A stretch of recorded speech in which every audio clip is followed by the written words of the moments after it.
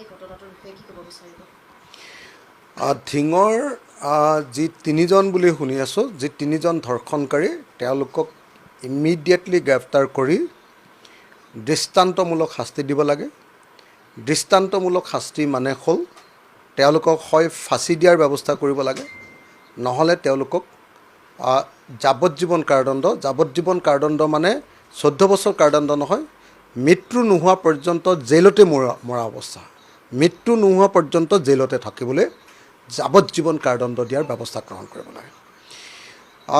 এইটো বৰ দুৰ্ভাগ্যৰ কথা যে অসমত জীয়ৰী বোৱাৰী মহিলা কোনো এতিয়া নিৰাপদ নহয়।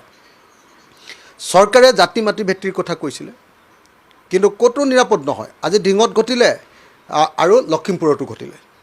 মুখ্যমন্ত্ৰীয়ে ক'লে যে কালিলৈকে ক'লে যে 22গৰাকী মহিলা 2 মাহৰ ভিতৰত ধৰ্ষিতা হৈছে, নহ'লে হত্যাৰ বলি হৈছে। এতিয়া আৰু 2টা ঘটিলে, 2 মাহত 24টা ঘটনা ঘটিলে। যদি এনেকুৱা ঘটনা ঘটিবই পাৰে, তুমি গৃহমন্ত্ৰী হিচাপে কি ঘোঁৰা ঘাচ কাটি আছা?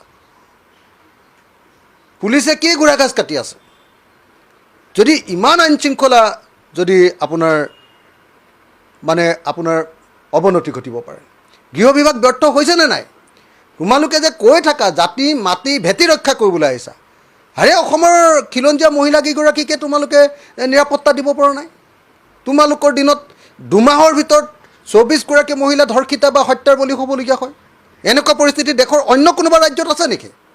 সেইকাৰণেতো কালি মই কৈছিলোঁ যে অসমৰ মুখ্যমন্ত্ৰী আৰু গৃহমন্ত্ৰীয়ে পদত্যাগ কৰিব লাগে। পদত্যাগ কৰিব লাগে নে নালাগে কওকচোন? দৈনিক যদি ধৰ্ষণৰ ঘটনা ঘটে, সেইখন ৰাজ্যত পুলিচৰ কিবা কাম আছে নেকি? সেইখন ৰাজ্যত গৃহ বিভাগৰ কিবা কাম আছে নেকি? সেইকাৰণে কৈছোঁ যে চৰকাৰ ব্যৰ্থ হৈছে, গৃহমন্ত্ৰী হিচাপে পদত্যাগ কৰিব লাগে।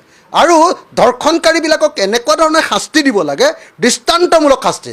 দৃষ্টান্তমূলক শাস্তি মানে ফাঁচি দিয়াৰ ব্যৱস্থা। আৰু ফাঁচি দিবৰ কাৰণে যিটো ফাৰ্ষ্ট ট্ৰেক কোৰ্ট 3 মাহৰ ভিতৰতে, ধিঙৰ গোটেই কেছটো 3 মাহৰ ভিতৰতে বিচাৰ হ'ব লাগে।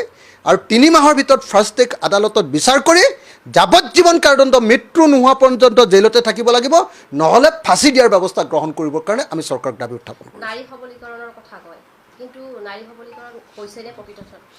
যদি 2 মাহত 24গৰাকী নাৰী ধৰ্ষণ আৰু হত্যাৰ বলি হয়, তেতিয়াহ'লে সেই ৰাজ্যখনৰ মুখ্যমন্ত্ৰীয়ে নাৰী সবলীকৰণৰ কথা কোৱাটোৰ কিবা অৰ্থ আছে জানো?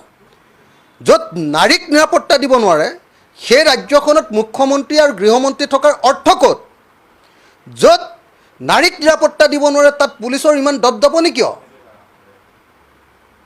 ভাৰতবৰ্ষৰ ভিতৰতে আটাইতকৈ নাৰী আৰু শিশু নিৰ্যাতনত 1 নম্বৰ। এতিয়া মেনিপুলেট কৰিহে নেশ্যনেল ক্ৰাইম ব্যুৰৰ ৰিপৰ্টত অলপ কমাবলৈ চেষ্টা কৰিছে হিমন্ত বিশ্ব শৰ্মাই, নহ'লে নাম্বাৰ 1 অসমতে নাৰীৰ ওপৰত আটাইতকৈ বেছিকৈ অত্যাচাৰ হয়। এইটো দুৰ্ভাগ্যজনক ঘটনা। আৰু ধিঙৰ ঘটনাৰ ধৰ্ষণকাৰীসকলক অনতি বিলম্বে ফাঁচি দিবৰ কাৰণে, নহ'লে বা যাৱজ্জীৱন কাৰাদণ্ড দিয়াৰ ব্যৱস্থা গ্ৰহণ কৰিবৰ কাৰণে মই চৰকাৰৰ ওচৰত ফাৰ্ষ্ট ট্ৰেক আদালতৰ জৰিয়তে এই ব্যৱস্থা কৰিবৰ কাৰণে দাবী উত্থাপন কৰিম। যিহেতু দেখা পোৱা যায় দোষীক শাস্তি নিদিয়ে নেকি কোনোবাখিনিক? নাই, ভালকৈ পুলিচে যেনেকৈ এই এনেকুৱা ধৰ্ষণৰ কাণ্ডক ৰেজিষ্ট কৰিবৰ কাৰণে, প্ৰিভেণ্ট কৰিবৰ কাৰণে, এইটো নহ'বৰ কাৰণে আগতীয়া ব্যৱস্থা ল'বলৈও সক্ষম নহয়, ঠিক তেনেকৈ ধৰ্ষণ কৰি যোৱাৰ পাছত ধৰ্ষণকাৰীক ধৰি লৈ তাৰ ওপৰত ভালকৈ বিচাৰ কৰিবৰ কাৰণে, ভালকৈ CD টো বনাবৰ কাৰণে, ভালকৈ চাৰ্জশ্বিটটো বনাবৰ কাৰণে সক্ষম পুলিচ নাই। আৰু বিচাৰ প্ৰক্ৰিয়াও খৰতকীয়া কৰিবৰ কাৰণে মুখ্যমন্ত্ৰীয়ে বহুত ডাইলগ মাৰে। মুখ্যমন্ত্ৰীয়ে কয় যে আমুক হৈছে, তাপুচুক হৈছে, এইবিলাক কথা কৈ থাকে। কিন্তু যেতিয়া ধৰ্ষণ হয়, সেইটো ফাৰ্ষ্ট ট্ৰেক কোৰ্ট কৰি 3 মাহৰ ভিতৰত কিমান এতিয়ালৈকে ধৰ্ষণকাৰীক এতিয়ালৈকে ফাঁচি দিয়াৰ ব্যৱস্থা কৰিছে।